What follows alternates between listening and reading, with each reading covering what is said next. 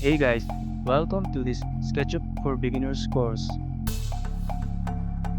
I know, as a beginner, it is too difficult to learn SketchUp on the internet, especially from someone who is too fast in it. And that's why I have created the SketchUp for Beginners course for you.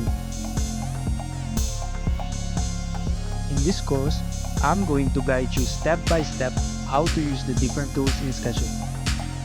Also, we are going to look how these tools will benefit you in real-life projects.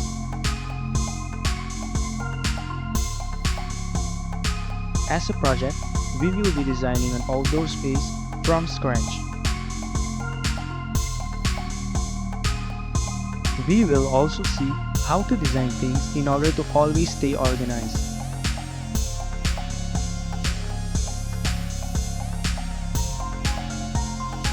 So, after this course, you will have a great foundation and you will feel more confident using and designing with this software.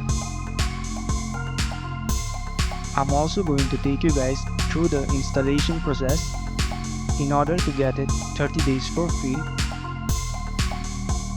So, the course is divided into 5 sections.